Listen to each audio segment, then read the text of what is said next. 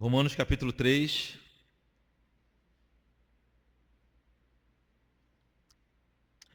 Vamos ler do versículo 19 até o final do capítulo, até o versículo 31. Diz assim a palavra de Deus: Ora, sabemos que tudo que a lei diz aos que vivem na lei, o diz para que se cale toda boca e todo mundo seja culpável perante Deus. Visto que ninguém será justificado diante dele por obras da lei, em razão de que pela lei vem o pleno conhecimento do pecado. Mas agora, sem lei, se manifestou a justiça de Deus, testemunhada pela lei e pelos profetas.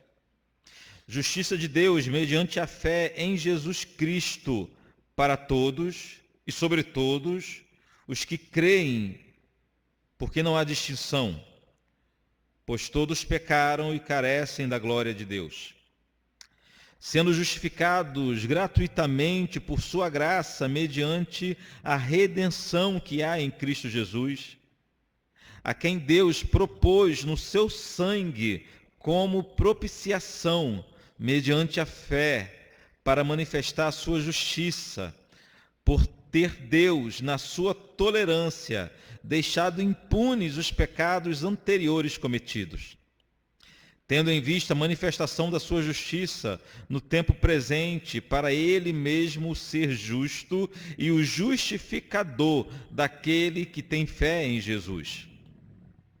Onde, pois, a jactância? Foi de todo excluída. Por que lei? Das obras? Não. Pelo contrário, pela lei da fé.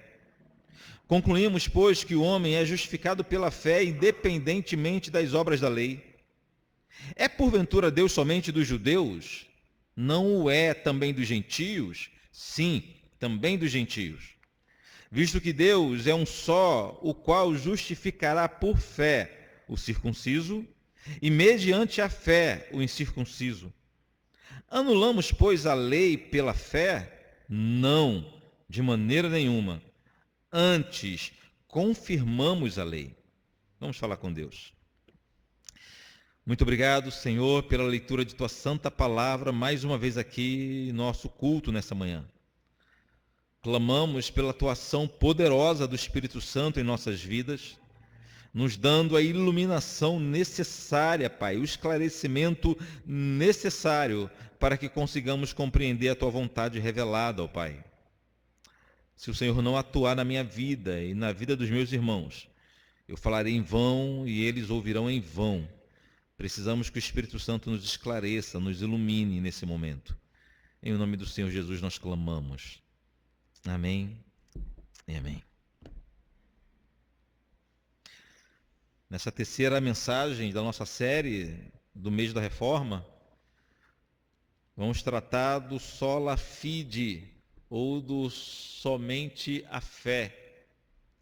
Já falamos do somente as Escrituras no primeiro domingo do mês e vimos como que a igreja é regida pela palavra de Deus. A igreja é governada pela palavra de Deus, ou pelo menos deve ser. Falamos no último domingo sobre o solos Christus, ou somente Jesus, e vimos como o nosso Senhor Jesus é soberano na obra da salvação, salvando quem Ele quer, do jeito que Ele quer, na hora que Ele quer, e que não há mérito nenhum nosso na salvação. Chegamos hoje na terceira mensagem dessa série, que é somente a fé, ou sola fide, e para isso utilizaremos esse texto de Romanos, um texto não muito fácil. Somente pela leitura os irmãos perceberam que é um texto denso, é um texto um pouco difícil, mas com a graça de Deus, com a iluminação do Espírito Santo, nós conseguiremos entender a vontade e a palavra do Senhor nessa manhã. Mas precisamos entender o contexto primeiro dessas palavras paulinas. O apóstolo Paulo era um missionário incansável. Depois de mais de 10 anos de missão, quando ele pensou que já tinha concluído a sua missão, quando praticamente toda a costa do mar Mediterrâneo já tinha sido evangelizada por Paulo e por seus amigos, pois era isso que ele fazia. Ele andava de cidade em cidade, pregando a palavra de Deus e plantando igrejas. Paulo chegava numa cidade, pregava o evangelho, plantava igrejas, estabelecia presbíteros e ia para outra cidade. Esse era o hábito de Paulo, a rotina de Paulo. Ou melhor, ele chegava numa cidade, pregava o evangelho, apanhava, depois pregava o evangelho de novo, plantava igreja, estabelecia presbíteros e ia para outra cidade. A perseguição e os açoites estavam sempre presentes na missão paulina também. Então ele achava que a sua obra estava completa na costa, no litoral do mar Mediterrâneo, todas as cidades tinham sido alcançadas. A capital, Roma, já tinha sido alcançado pelo evangelho também, mas Paulo teve o desejo de pregar a palavra de Deus em terra mais distante ainda, na Espanha. Ele desejava chegar na Espanha. E a Espanha era dificílimo chegar. O mapa do mundo não era como é hoje em dia.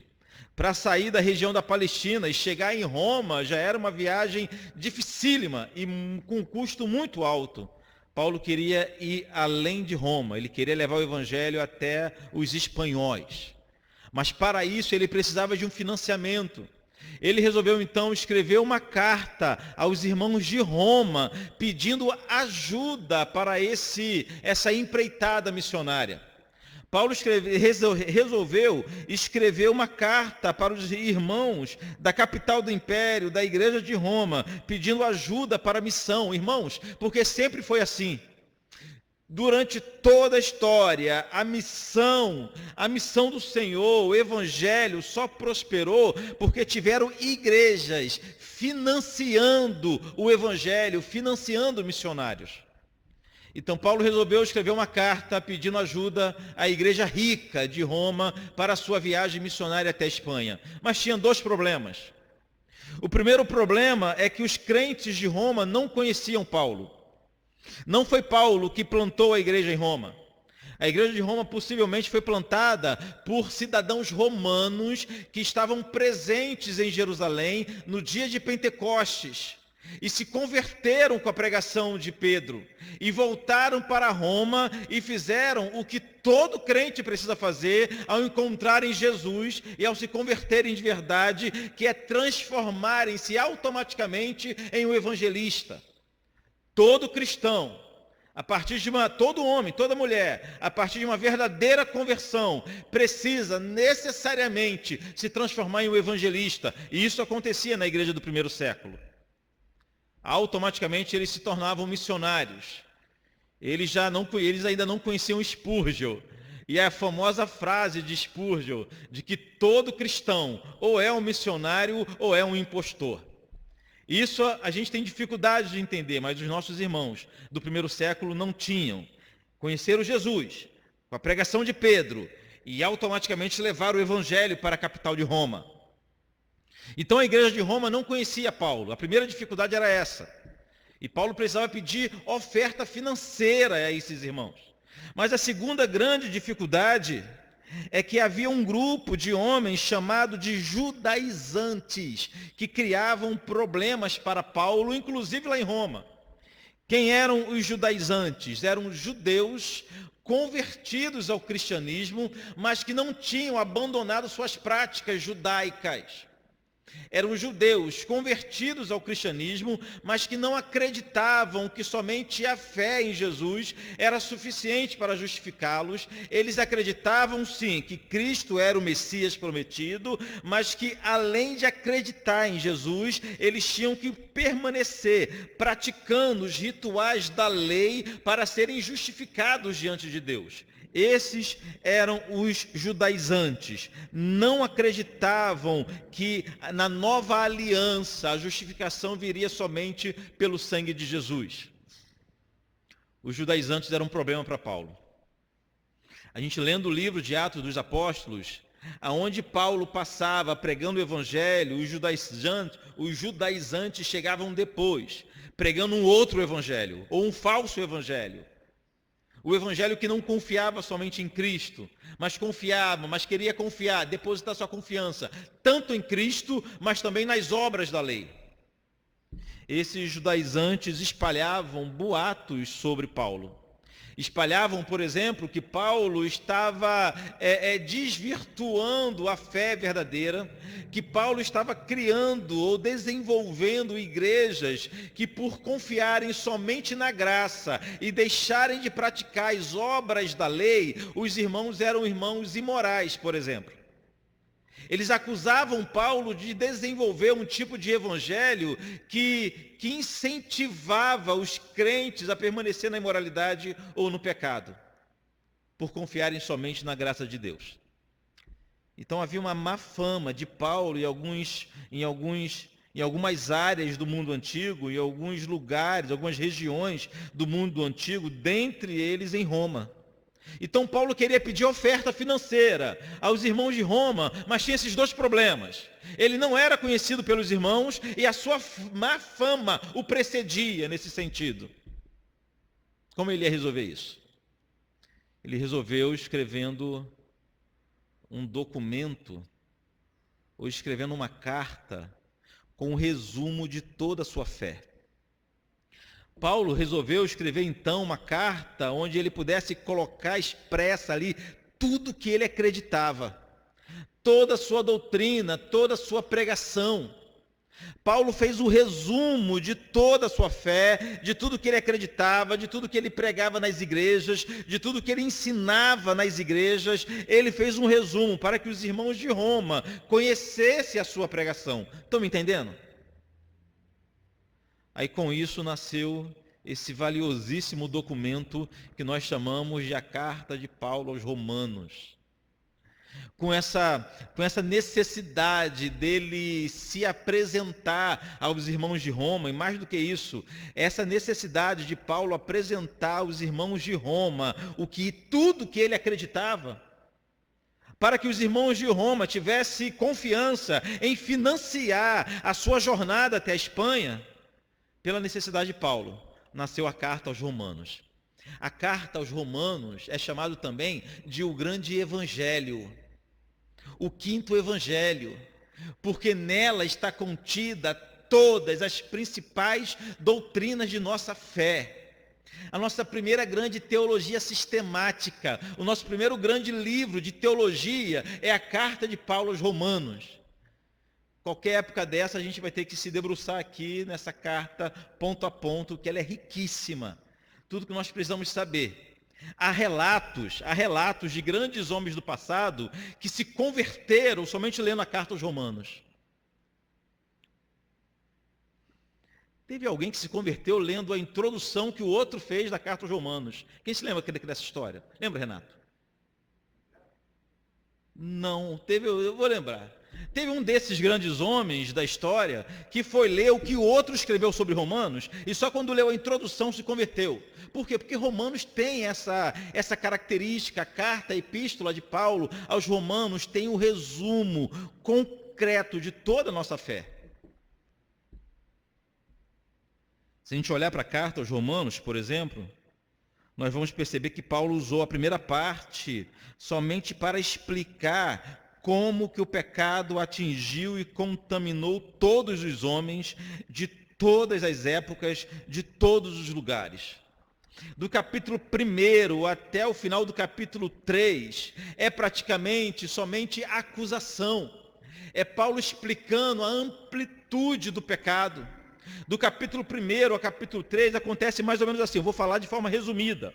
Paulo primeiro lembra que os gentios, aqueles que não são judeus, que não tinham as leis do Senhor, que os gentios, mesmo sem a lei do Senhor, são indesculpáveis por seus pecados.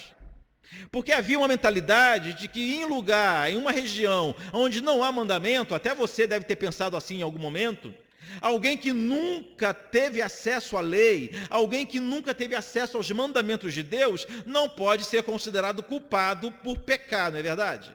Paulo diz que não. Paulo diz que mesmo sem mandamentos, eles são indesculpáveis, porque a criação revela o nosso Deus, é tudo que Deus criou, é uma forma de Deus se revelar também. Então esses homens são indesculpáveis, porque mesmo Deus se revelando de forma geral na criação, eles preferiram adorar a criatura e não o Criador. Então ele deixa claro que os gentios não eram inocentes, eram culpados. Mas para que os judeus não se sentissem soberbos, ele volta para os judeus e fala: vocês também são culpados, mais ainda, porque vocês tinham a lei de Moisés, e vocês transgrediram a lei de Moisés. Paulo resume essa parte de acusação dizendo que todos pecaram e carecem da glória de Deus, ou das misericórdias de Deus. Essa primeira parte da carta aos Romanos é para que não houvesse dúvida em nós de que o pecado alcançou a humanidade de forma democrática e não fez discriminação nenhuma. Todos os homens, todas as pessoas, de todos os lugares, de todas as épocas, estão contaminados pelo pecado.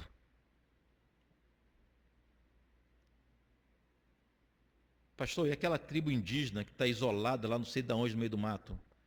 A Bíblia diz que todos pecaram e todos carecem da glória de Deus. Todos. Todos é todos. Todos é todos.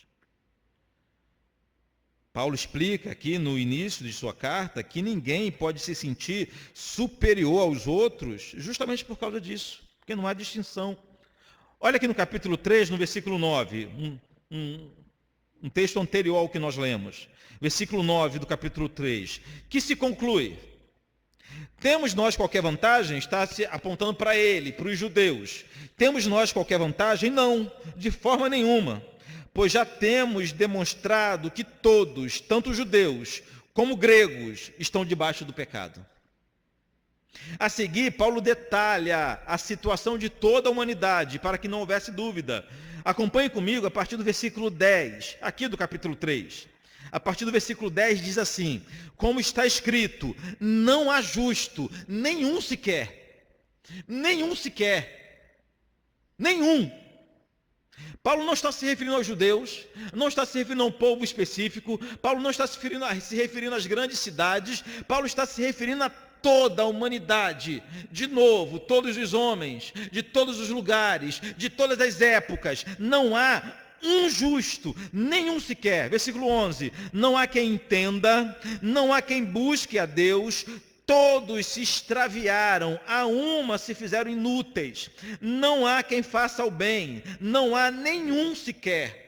A garganta deles é sepulcro aberto, com a língua urdem engano, veneno de víbora está nos seus lábios, a boca eles a têm cheia de maldição e de amargura, são os seus pés velozes para derramar sangue, nos seus caminhos há destruição e miséria, desconhecem o caminho da paz, não há temor de Deus diante dos seus olhos. É o resumo, é a síntese de toda a humanidade. Toda a humanidade. A humanidade é fundada em pecado. Nenhum homem, por melhor que seja, consegue fugir dessa realidade. Pois não temos opção, já nascemos com a semente do pecado em nós. Então o que mais nos assusta nesse ponto é a universalidade do pecado, a forma como a mancha do pecado alcançou todas as pessoas, todas as pessoas. Não escapa um sequer, nenhum. Então, uma das grandes lições desse ponto da carta aos Romanos é que os gentios, mesmo sem conhecerem a lei de Deus, são culpados por seus pecados. E os judeus, mesmo tendo a lei de Deus, são mais culpados ainda, pois transgrediram as leis, os mandamentos que eles conheciam. Então, irmãos, nem a lei do Senhor, quando eu falo lei, estou me referindo aos mandamentos. Tenha em mente, toda vez que eu falar lei aqui, tenha em mente principalmente os mandamentos, em especial os 10 mandamentos, o decálogo, os 10 mandamentos. Então, nem a lei do Senhor foi suficiente para resolver o problema do pecado dos homens. O Senhor deu a lei, Deus deu o mandamento, e não funcionou, não adiantou. Nós vamos entender isso porque no texto de hoje. Então, o texto de hoje vai responder 3 perguntas seríssimas que todo cristão precisa entender. 3 perguntas sérias. A primeira: para que serve a lei, já que ela é ineficaz para nos justificar? Para que serve a lei, uma vez que Deus já sabia que nós não conseguiríamos cumprir a lei? Então, para que serve a lei? Em segundo lugar, como então seremos justos diante de Deus, se a lei não nos ajuda nesse sentido? Se é impossível para qualquer um de nós cumprir a lei em sua totalidade, como seremos justos diante de Deus? Em terceiro lugar, como Deus pode justificar pecadores, sendo Ele um Deus santo, extremamente justo? Essas 3 perguntas do texto que nós lemos hoje responde: para que serve a lei, como seremos justos e como Deus pode nos justificar. Vamos ao texto? A primeira pergunta: para que serve a lei, já que ela é ineficaz para nos justificar? Em primeiro lugar, Paulo diz que a lei serve para acabar com a arrogância dos homens. Olha o versículo 19 do texto que lemos hoje. Ora, sabemos que tudo que a lei diz, aos que vivem na lei o diz, para que toda boca se cale. Ou seja, os mandamentos, meus irmãos, é o padrão exigido para vivermos diante de Deus. Quem quisesse ser aceito pelo Senhor deveria cumprir fielmente toda a lei. Não é uma parte da lei, não é um mandamento, é toda a lei. Mas tem um problema: ninguém jamais conseguiu cumprir toda a lei. Os maiores homens da humanidade, os maiores servos de Deus da história, não conseguiram obedecer toda a lei de Deus, nenhum deles. Ou seja, ninguém na história da humanidade pode se sentir merecedor diante de Deus. Ninguém pode exigir nada de Deus. Ninguém pode declarar ordens ao Senhor. Ninguém pode chegar na presença do Senhor confiando em seus próprios méritos, pois nenhum de nós foi capaz de cumprir as exigências básicas para sermos aceitos diante de Deus, que são os mandamentos. Nenhum de nós.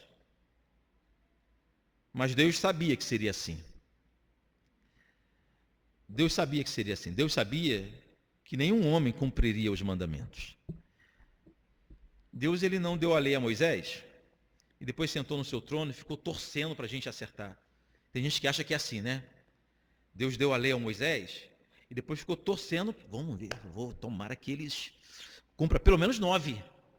Pelo menos 9, 8. Tem uma ali que é muito difícil, né? Mas 8. Deus não fez isso. Deus já nos deu a lei, sabendo que ninguém cumpriria. Mas Ele nos deu os mandamentos para que nós enxergássemos nossa total incapacidade de sermos perfeitos. Ele nos deu, são mandamentos básicos, gente: é não roubar, é não matar, é não ter outro Deus diante do Senhor, é não desejar o que é do outro, é guardar o dia do Senhor. São mandamentos básicos que nós não conseguimos cumprir. Aonde estão os crentes no dia do Senhor? Diga para mim. Não conseguem cumprir o básico. Deus nos deu a lei para que nós enxergássemos que o básico, o simples, nós não conseguimos cumprir. Nossa total incapacidade de sermos perfeitos diante de Deus. Então a lei existe para, como Paulo disse, calar toda a boca. No sentido de acabar com todo o orgulho dos homens. Os mandamentos, irmãos, são para matar nossa arrogância. A lei do Senhor nos humilha. Na verdade, não nos humilha. A lei do Senhor nos faz enxergar o que nós realmente somos: miseráveis pecadores. Somente isso. Então, em primeiro lugar, a lei serve para nos calar, para acabar com nossa arrogância. Ou como Paulo disse, para que se cale toda a boca. Em segundo lugar, a lei serve para provar que todos são culpados. Todos são culpados. Olha o versículo 20. Visto que ninguém será justificado diante dele por obras da lei, em razão de que pela lei vem o pleno conhecimento do pecado. É isso que Paulo está dizendo. Alguém poderia, antes da lei, dizer o seguinte: eu não sabia que era pecado, não. Eu matei o meu irmão Abel, eu não sabia que não podia matar. Ninguém falou que não podia matar? Está escrito em algum lugar que não podia matar? Tinha lei proibindo Caim de matar o seu irmão? Tinha. Nenhuma lei. E ele foi condenado a si mesmo. Mas para que nós não ficássemos à mercê de nossa consciência, o Senhor pôs no papel, criou uma constituição, para que todos nós víssemos o quão culpado todos nós somos. Então a lei do Senhor tem essa finalidade, ela dá nomes aos nossos pecados. Dá nomes. Eu citava aqui, há pouco tempo, a pregação de um pastor batista da nossa convenção. Ele dizia mais ou menos assim: não é porque você acordou na cama errada que você não é mais santo. Ele chamou adultério de acordar na cama errada. Olha como é que ficou bonitinho o adultério na concepção dele, na pregação dele. Os adúlteros que estavam assistindo lá a pregação dele, olhou: não, então não sou adúltero não, eu só acordo na cama errada. Só acordo na cama errada. É como se eu dormisse na minha cama e acordasse na cama do Arthur. Acordei na cama errada. A lei põe nomes em nossos pecados e faz com que todos nós reconheçamos que nós não passamos de pecadores diante de Deus. Ou seja, irmãos, até agora, só má notícia, só notícia ruim. Os mandamentos não vieram para nos livrar dos pecados, mas apenas, e aqui eu falo apenas com grandes aspas, mas apenas para jogar luz em nossos pecados. Para que ninguém para que ninguém possa chegar diante de Deus e dizer que não sabia. Que não sabia, eu não sabia que eu não podia adorar outro Deus. Agora sabe. Eu não sabia que eu podia pegar o domingo, o dia do Senhor, e fazer o que eu quisesse da minha vida. Agora você sabe. É lei, é mandamento. A segunda pergunta que o texto de hoje responde é o seguinte: como então seremos justos diante de Deus, já que somos pecadores e a lei não nos ajuda nesse sentido?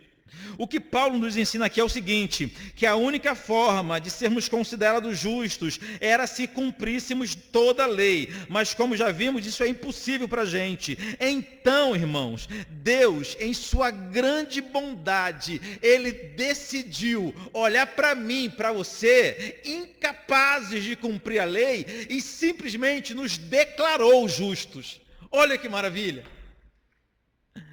Só isso. Se eu estivesse numa igreja pentecostal agora, isso aqui ia ferver, não ia, é verdade? Ele nos declarou justos. Nossa, ele olhou a nossa incapacidade, ele viu que eu não tinha condição alguma.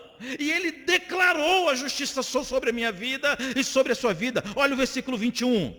Mas agora, ou seja, nos dias de Paulo, na nova aliança, mas agora, sem lei, ou seja, sem a necessidade de cumprirmos a lei, se manifestou a justiça de Deus.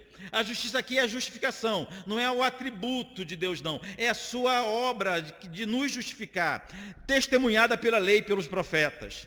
Quando Paulo diz que se manifestou a justiça de Deus, ele quer dizer que agora Deus estava justificando pecadores, só porque ele queria justificar-nos, só por causa disso. E isso sem lei. Fomos justificados sem lei. Sem exigências, sem contrapartidas, sem esforço humano, sem sacrifícios, sem correntes, mas simplesmente o Senhor olhou para nós, irremediavelmente perdidos, e por sublime bondade, por um amor inexplicável, nos declarou justos, justificados.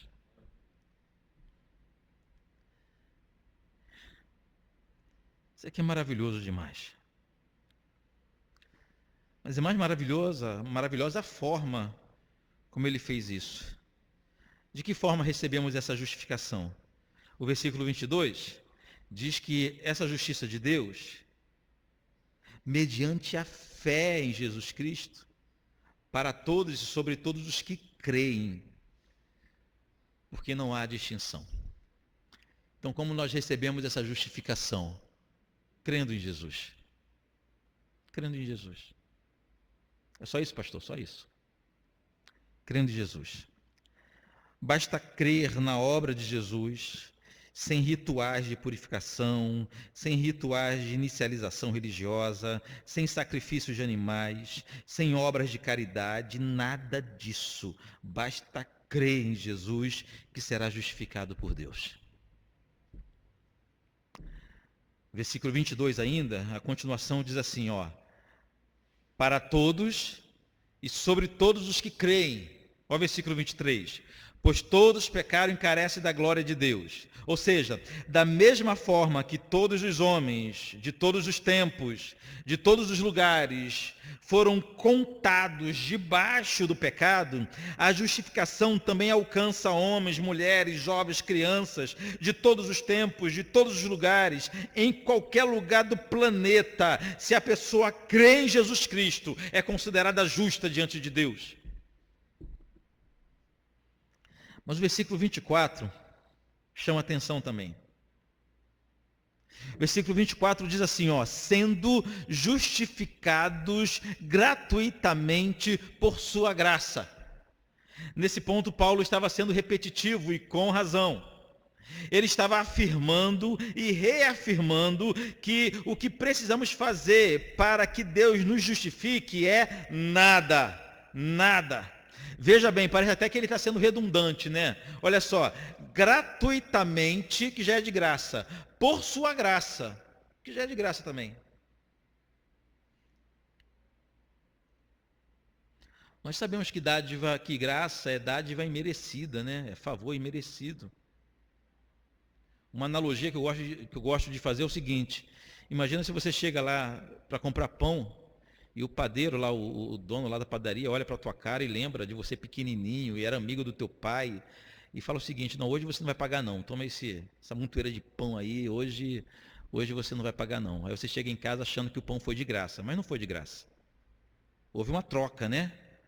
Ainda que seja amizade, ainda que seja uma troca imaterial, mas houve uma troca. De graça é se o padeiro olhasse para a sua cara e falasse: você é aquele miserável, né? Que tacava bola lá no meu portão e pulava o muro e quebrou as minhas plantas e roubava a minha manga, né?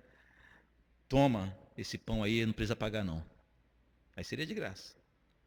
Está fornecendo gratuitamente algo até para um adversário, para um inimigo, sem nada em troca. Paulo está dizendo que é assim que nós recebemos a justificação, gratuitamente pela graça.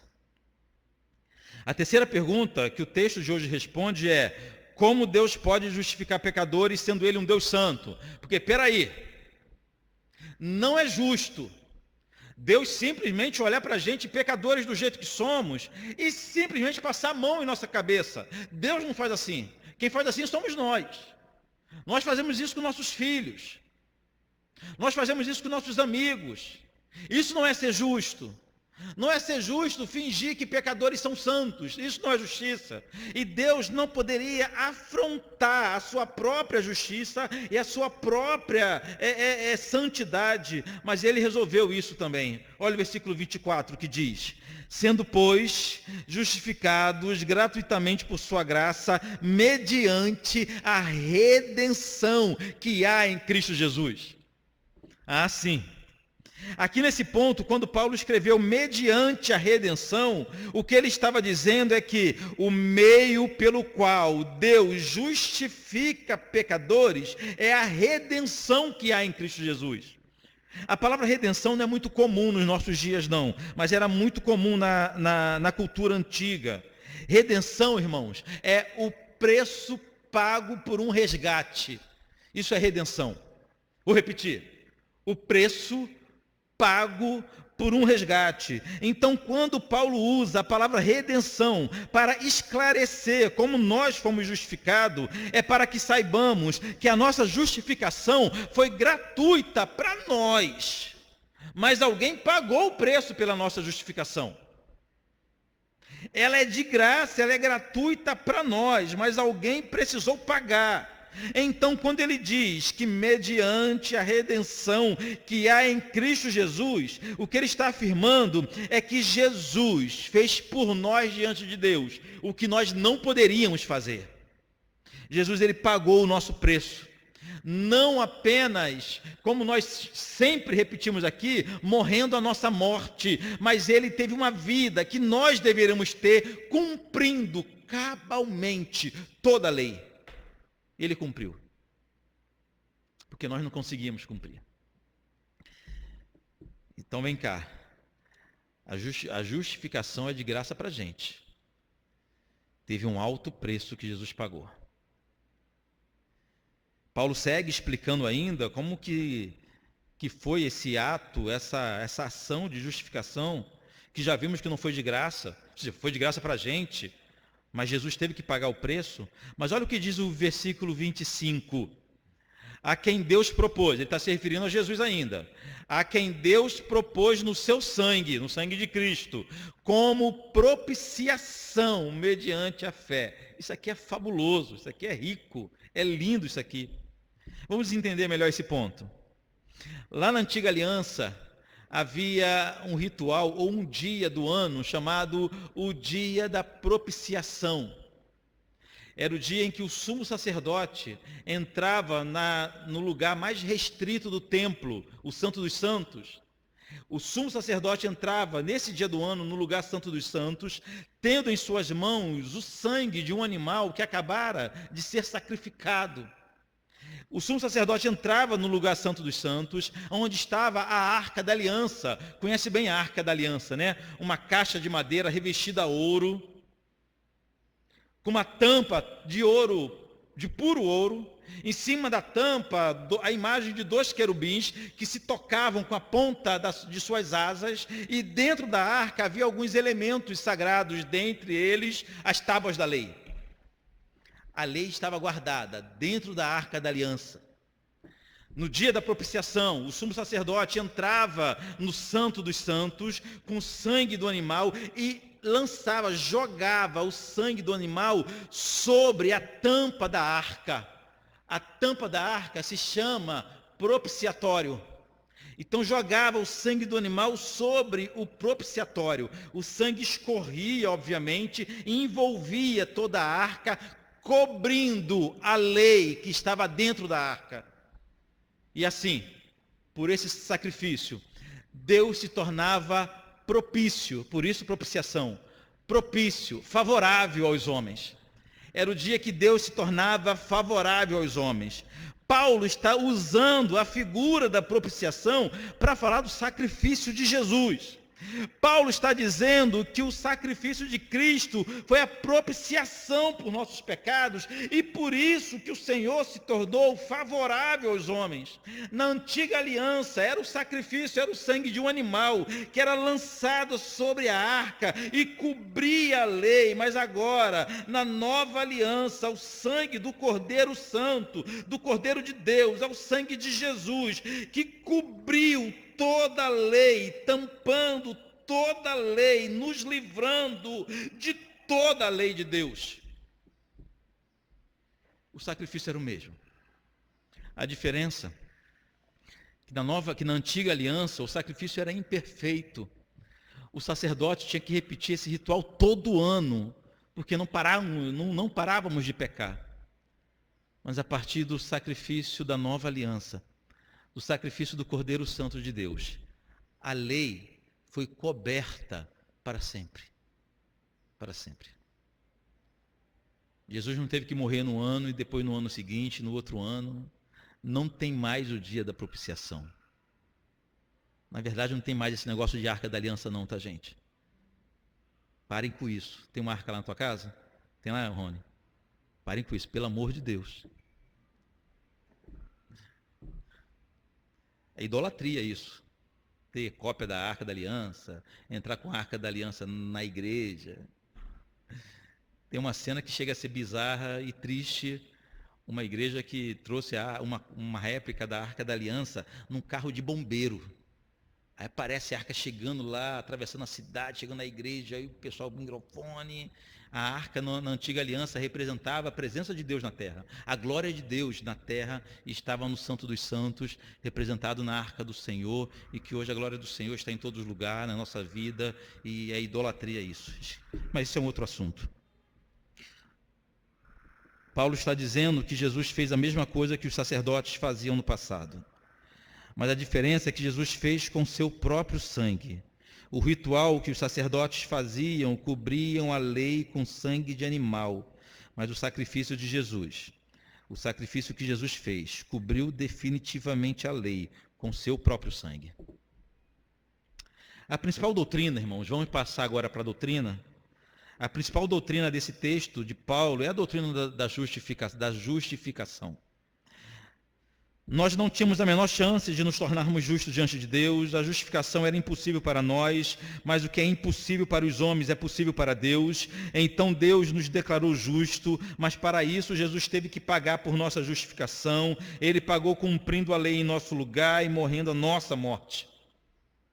Então agora nós entendemos que somos justificados, entendemos que é o Senhor que nos justifica e entendemos como Ele nos justifica. Mas a grande doutrina da Reforma Protestante, a grande bandeira da Reforma Protestante é que para termos acesso a essa grande obra realizada por Deus, para termos acesso à justificação, basta termos fé em Jesus e nada mais.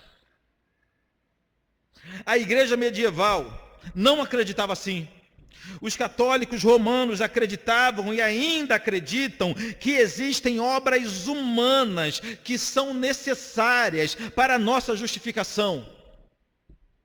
Batismo, penitência, sacrifícios, rituais, tudo isso é também necessário para limpar o pecado dos homens.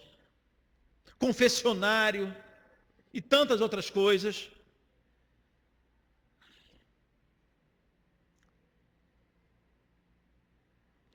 Mas os reformadores eram firmes em combater essas mentiras. Firmes mesmo. Basta olhar para as nossas confissões de fé, para os catecismos. Durante a Reforma Protestante foram produzidos muitos documentos com a síntese da nossa doutrina, que são chamados ou confissões de fé ou catecismo. Tem gente que acha que catecismo é coisa de católico, né? Mas não é não. É basicamente coisa de reformado, de protestante. Dentre os catecismos mais importantes, maiores e mais importantes da nossa tradição, está o breve catecismo de Westminster, em forma de perguntas e respostas. Olha qual é a pergunta de número 33 do breve catecismo. O que é justificação? A resposta: a justificação é um ato da livre graça de Deus, através da qual Ele perdoa todos os nossos pecados e nos aceita como justos diante de si, somente pela justiça de Cristo, a nós imputada e recebida pela fé somente. É importante esclarecer, irmãos, que a Reforma Protestante não inventou doutrina nenhuma.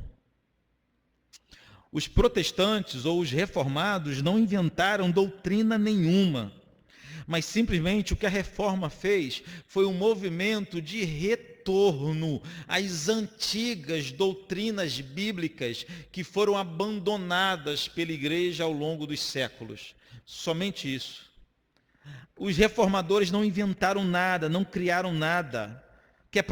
Quer que eu prove isso? Olha o versículo 24 do texto que nós lemos. Sendo justificados gratuitamente por sua graça, mediante a redenção que há em Cristo Jesus. Olha o versículo 22. Justiça de Deus mediante a fé em Cristo Jesus para todos, sobre todos os que creem. Irmãos, Não foi Lutero que escreveu isso, não foi Calvino, não foi Melanchthon, não foi Zwingli, não foi Martin Bucer que escreveu essas palavras. São palavras de Deus. São palavras de Deus, inspiradas pelo Espírito Santo, nas penas de apóstolo Paulo, mas são palavras de Deus. Então os reformadores não inventaram nada, apenas lembrou das doutrinas que a igreja tinha esquecido. Somente isso. Eu quero finalizar com aplicação prática para nossas vidas. E o bacana desse texto é que as aplicações estão no próprio texto que nós lemos. A primeira aplicação é que com tudo isso que nós aprendemos hoje, não há a menor possibilidade de sermos arrogantes ou vaidosos. Olha o versículo 27, a nossa primeira aplicação de hoje. Onde, pois, a jactância? Foi de todo excluída. Por que lei? Das obras? Não, pelo contrário, pela lei da fé.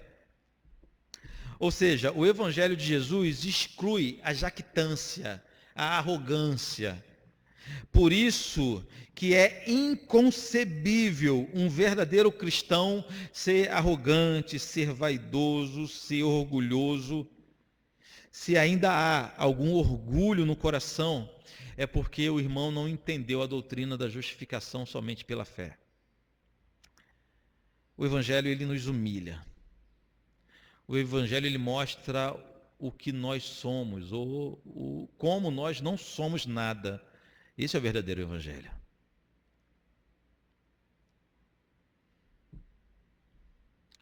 Então, por isso que ninguém pode chegar diante de Deus em oração com uma atitude audaz, altiva, soberba. De vez em quando a gente se pega fazendo cada oração soberba, não é verdade? Não é verdade? Senhor Jesus, eu sou um bom pastor.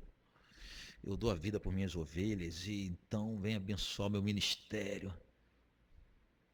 Senhor Deus, eu sou um dizimista fiel dessa casa e a gente chega diante de Deus como se houvesse algum mérito em nós e nossas orações, enquanto deveríamos, à semelhança daquele fariseu da parábola de Jesus, chegar diante de Deus apenas clamando por misericórdia, sendo gratos porque Ele nos alcançou por pura misericórdia. Não há espaço, não há razão, não há motivo para soberba para um filho de Deus. Essa é a primeira aplicação. A segunda aplicação está no versículo 28. Concluímos, pois, que o homem é justificado pela fé, independentemente das obras da lei. Ou seja, não há espaço para a arrogância, mas também não deve haver espaço em nossa vida para o legalismo. O que é o legalismo? O legalismo é a gente acreditar que cumprindo algumas normas, o Senhor será mais benevolente com nossas vidas. O legalismo é acreditar, é confiar nas obras da nossa carne, a nossa salvação. E podemos citar dois tipos de legalistas, ver se você se encaixa em um desses dois tipos ou nos dois. Aqueles que confiam que são bons em cumprir os mandamentos e por isso são salvos. Tem esse, né? Tem aquele que acha que é salvo porque fez por onde.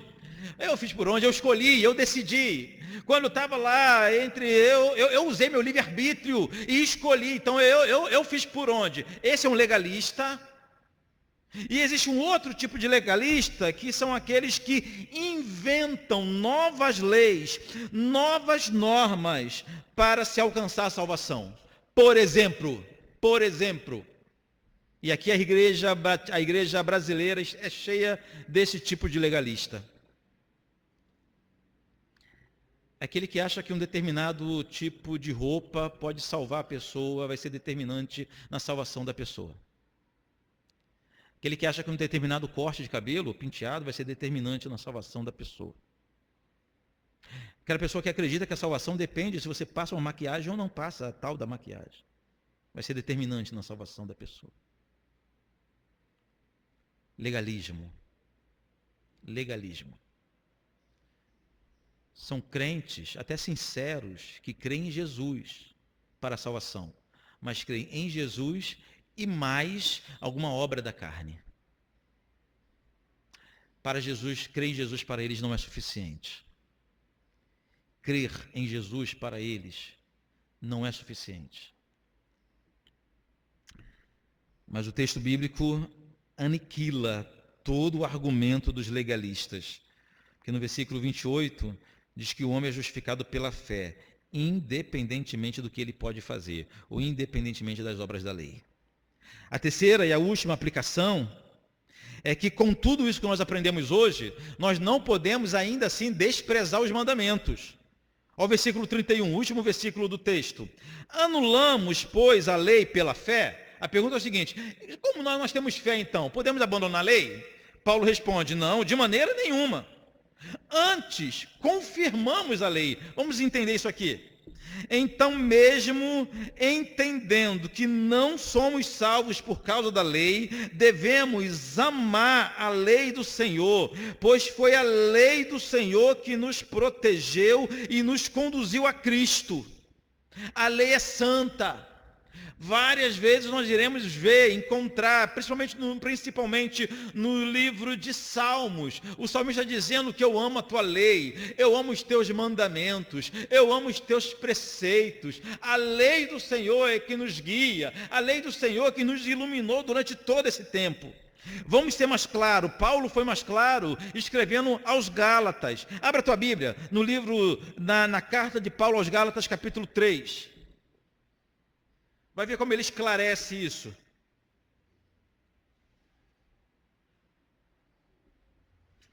Esse ponto é importante, porque tem gente pregando por aí que os mandamentos caducaram, que os mandamentos não são válidos mais. Não são válidos mais.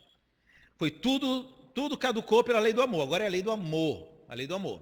Tudo é lei do amor. Paulo explica isso aos Gálatas, capítulo 3, olha o versículo 24. Capítulo 3, versículo 24. De maneira, é assim que está aí na tua Bíblia? De maneira que a lei nos serviu de aio. O que é aio?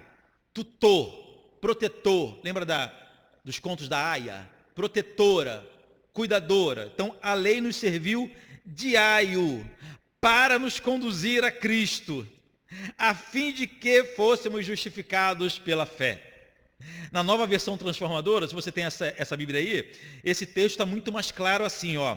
Em outras palavras, a lei foi nosso guardião até a vinda de Cristo. Ela nos protegeu até que por meio da fé pudéssemos ser declarados justos. A lei é uma bênção.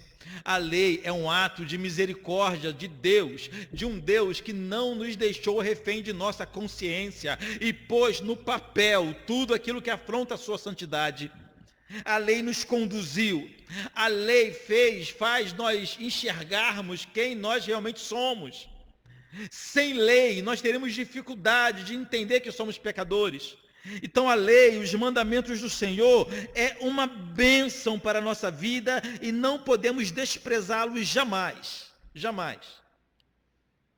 Há uma frase atribuída a Lutero, que não temos certeza se foi ele quem disse, mas a frase é perfeita, que diz assim, ó: a lei me leva a Cristo para a justificação, e Cristo me leva à lei para a santificação e gratidão. O que ele quer dizer com isso? Que a lei nos conduziu iluminando o nosso caminho até Jesus. E uma vez justificados em Cristo, Cristo nos reconduz à lei. E agora nós cumprimos a lei. Lutamos pelo menos para cumprir a lei. Não mais para sermos justificados. Não mais para sermos salvos. Mas sim como forma de agradecermos a Deus vivendo uma vida santa.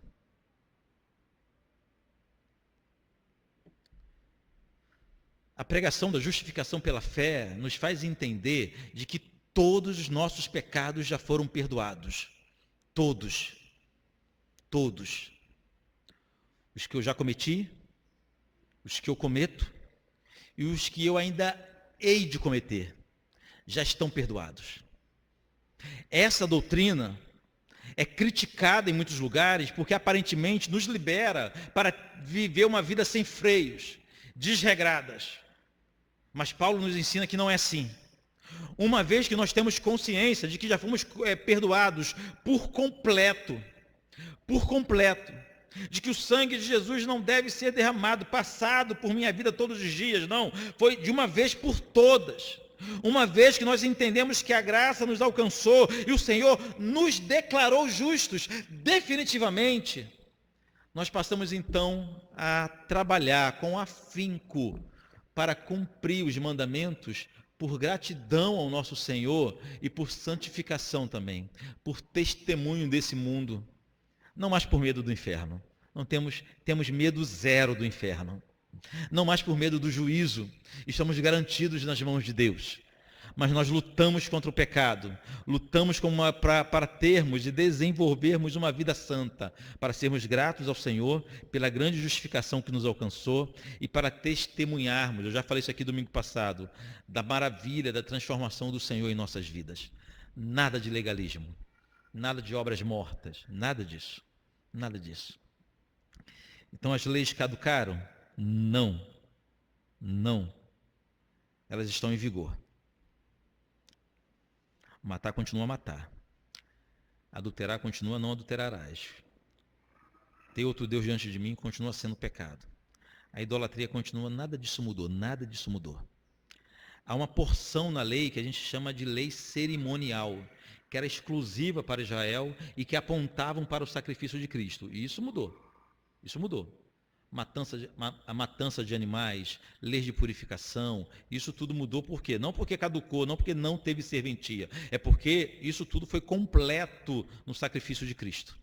Mas a lei de Deus continua sendo a regra de fé e prática na vida de todo cristão. Amém?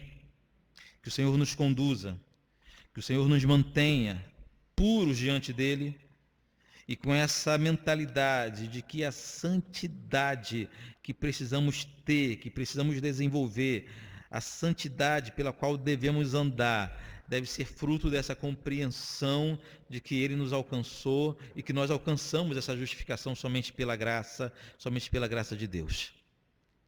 A grande questão dessa manhã, irmãos, é que até a fé que nós precisamos ter na pessoa e na obra do Senhor Jesus, é Deus quem nos dá. É Ele quem nos dota de fé. É Ele quem nos capacita para crer. Vamos clamar a Ele, para que Ele venha sempre nos iluminar assim. Amém? Feche seus olhos.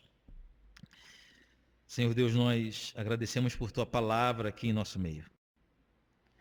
Numa dessas manhãs atípicas de domingo, em que nós fomos surpreendidos por questões, por imprevistos diversos, o Senhor não economizou a oportunidade de falar conosco poderosamente mais uma vez, através de Tua santa palavra.